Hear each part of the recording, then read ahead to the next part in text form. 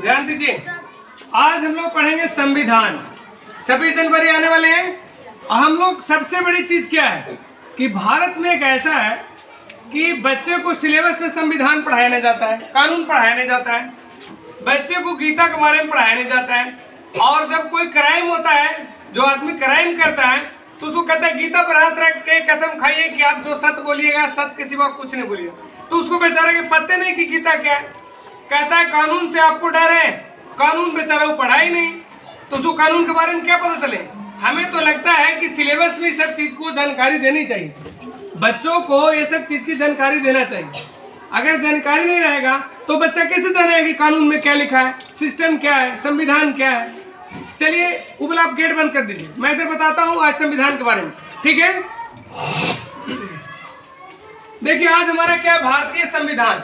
आज जो संविधान के बारे में हम कि संविधान बनाने का सोच कहां से है, थिंकिंग कहां से है। जैसे कोई भी व्यक्ति अगर कोई काम करता है तो उसको पहले प्रेरणा आता है। जैसे कोई बच्चा अगर तैयारी कर रहा है पढ़ने के लिए, दरोगा की तैयारी कर रहा है या मास्टर की तैयारी कर रहा है, इंजीनियर की तैयारी कर रहा है, तो कहीं ना कहीं वो देखता है पहले उसको आगे कोई ना कोई तैयारी करके आगे बढ़ा है, उसको प्रेरणा मिलता है। तो आखिर हमारा संविधान बनाने का प्रेरणा कहां से है, ये आज हम देखेंगे।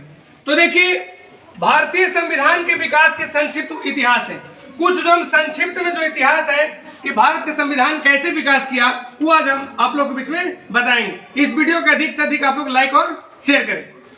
कह रहे देखो 1757 ईस्वी की प्लासी की लड़ाई और 1764 ईस्वी को बक्सर का युद्ध को अंग्रेजों द्वारा जीत लिया गया। ध्यान दो, 1757 और 1764 दो युद्ध हुआ बड़ा भयानक, जिसमें दोनों में जीत किसकी हुई, अंग्रेज की हुई। ये जो था 57 प्लासी में हुआ था, और क्या हुआ 1764 किसमें हुआ, बक्सर में। दोनों जीतने के बाद क्या किया, जीत जाने के बाद बंगाल पर ब्रिटिश इंडिया कंपनी ने शासन का शिकंजा कस लिया। मतलब पूरे बंगाल पे क्या हो गया, ईस्ट इंडिया कंपनी को शासन हो गया, ठीक है। शासन को अपने अनुकूल बनाए रखने के लिए अंग्रेज ने समय समय पर कई एक्ट पारित किया, जो भारतीय संविधान के विकास में सीढ़ियां बनी। ध्यान दीजिए, जब भी शासन अंग्रेज चला रहा था, जब पूरे बंगाल पे कब्जा कर लिया, तो उसने बीच बीच में लॉजिक की तरह कई कानून बनाता गया, एक्ट बनाता गया, ताकि मेरा संविधान सही चले। कभी कभी तू देखता है घर में कोई कानून बनाने के लिए जो सास होती है वो बहू को बीच बीच में डांटते रहती है, ऐसे नहीं हुआ, ऐसे नहीं हुआ। yes. होता है ना, इसका मतलब कि कहीं ना कहीं वो अपने घर को शिकंजा में रखना चाह रहा है। कभी कभी देखेगा सास बहू की लड़ाई में बच्चे बेचारा एड़े मुकुट कुटा गया। अब पता है वो जो लेडीज है, जो बहू है, अपने बच्चे को इसलिए मार रही है कि देखो बूढ़ी कहनो गुस्सा तू धरा के तो एड़े मुके कुछ देंगे। और सास बहू की लड़ाई में कौन मर जाता है, बच्चा। बिना मतलब में बच्चा पिटा जाता है ना। तो इस तरह से अंग्रेज सोचा कि मैं कुछ ऐसा बीच बीच में कानून बनाता रहा कि जिससे मेरा मतलब जो शासन बरकरार चले। तो देखो वो क्या क्या किया, अब देखेंगे हम लोग। अब इसमें कह रहे हैं क्या कि जो भारतीय संविधान के विकास के संक्षिप्त सीढ़ियां बने, निम्न है। वो क्या है निम्न, पहले 1773 ईस्वी में रेगुलेटिंग एक्ट बनाया।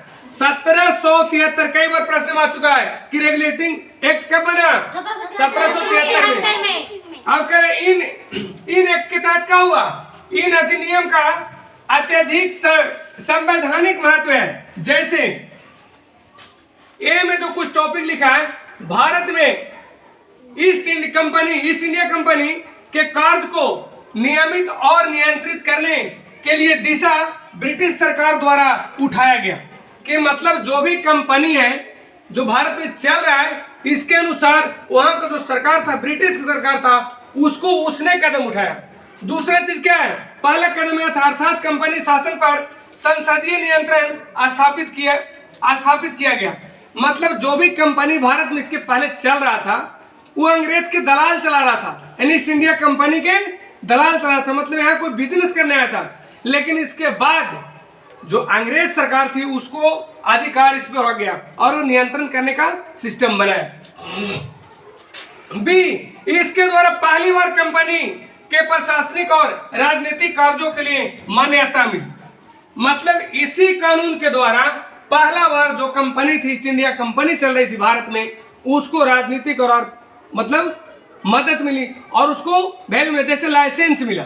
अब किसी चीज करने के लिए क्या हो समझो, उसको राजनीतिक दृष्टिकोण से मिला तो उसको लाइसेंस मिल गया चलाने के लिए, और उसका नियंत्रण कौन कर रहा था? सरकार, अंग्रेज सरकार। क्लियर। इसके केंद्रीय प्रशासन की नींव रखी गई और इसके केंद्रीय प्रशासन की नींव, प्रशासन मतलब समझ रहे नहीं। अब आगे हम लोग चलेंगे, विशेषताएं क्या थी इस अधिनियम द्वारा बंगाल को गवर्नर को बंगाल के गवर्नर जनरल के पद दे दिया गया। ध्यान दो, ये जो पहले जो बंगाल के गवर्नर था उसको क्या पद मिला? बंगाल का गवर्नर जनरल का क्या पद मिला? Governor general. अब गवर्नर जनरल के बाद फिर क्या हुआ? उसको एक और प्रावधान मिला कि जो महाराष्ट्र के और मद्रास के जो गवर्नर जनरल थे वो किसके अधीन आ गए? बंगाल के गवर्नर जनरल के। आप देखो कि नई ड्रामा हो गया कि जो बंगाल था से महाराष्ट्र और मद्रास पर भी कब्जा कर लिया। हो गया ने? अब ध्यान दीजिए कि मतलब कब्जा हो ही गया, कानूनी तो कब्जा हो गया ना जी, क्योंकि अगर वहां का जो गवर्नर है उसके अधीन चला गया, बंगाल के गवर्नर जनरल के अधीन, तो समझो कि उसका जो नियम कानून बनाएगा वही बनाएगा। पद नाम दे दिया गया मुंबई एवं मद्रास। मैंने बोला ना मुंबई वही महाराष्ट्र हो गया। मद्रास के गवर्नर इसके अधीन किया गया। इस एक्ट के तहत बनने वाले प्रथम गवर्नर जनरल कौन थे? Lord Warren Hasting.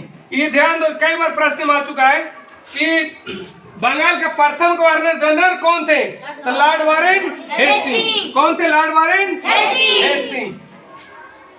इस एक्ट के अंतर्गत कलकत्ता प्रेसिडेंसी में एक ऐसी स्थापित की गई जिससे गवर्नर जनरल और उसकी परिषद के 4 सदस्य थे। अब यहाँ पे कलकत्ता में एक प्रेसिडेंसी बनाई गई जिसका क्या था कि एक वो गवर्नर जनरल और 4 गो उसको सदस्य थे। 4 गो क्या थे?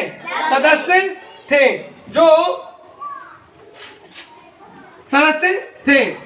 इसके बाद क्या है? अब अपनी सत्ता का उपयोग रूप से करते थे। उन लोग सत्ता क्या होता था? समय समय पर उपयोग करते थे। तीसरा टॉपिक है, इस अधिनियम के अंतर्गत कलकत्ता में 1774 ईस्वी में एक उच्चतम न्यायालय की स्थापना की गई जिसका मुख्य न्यायाधीश और 3 अन्य न्यायाधीश थे। मुख्य न्यायाधीश कौन थे? Sir Elijah Impey. कौन थे? Sir Elijah Impey. और 3 कौन थे? चैम्बर्स थे और टिम्सेस थे और कौन थे? हार्ट थे। अब ध्यान दो, एक और ड्रामा हो गया कि कलकत्ता में एक सुप्रीम कोर्ट बना जो उच्चतम न्यायालय बोलते हैं। क्या बोलते हैं? उच्चतम न्यायालय। यानी वहां आप सोचो, उसके बाद क्या था कि जो बंगाल जो था वो बिहार उड़ीसा को भी बंगाल के द्वारा बनाए गए नियम के पालन करना था। तब समझो कि मिला जुला के धीरे धीरे अपना वो विस्तार फैला रहा था। अब इन लोग क्या कर दिया कि कंपनी के छोड़ के केवल राजनीतिक दबाव बनाना शुरू कर दिया और राजनीतिक सत्ता के पक्ष में आ गया। तो आप पूछ देगा कि सबसे पहले उच्चतम न्यायालय यानी सुप्रीम कोर्ट भारत में कब बना था? 1774 में। 1774 किस एक्ट के तहत? रेगुलेटिंग एक्ट के तहत। अब प्रथम जज उसमें कौन थे? Sir Elijah Impey. और उनका सहयोगी कौन थे? चैम्बर्स थे, टिम्सेस थे और हार्ट थे। कौन कौन थे सहयोगी? तीनों बोलो, फिर से बोलो। समझो, सबसे पहले प्रथम जज कौन थे? क्लियर? समझ में आ गया? धन्यवाद, जय हिंद।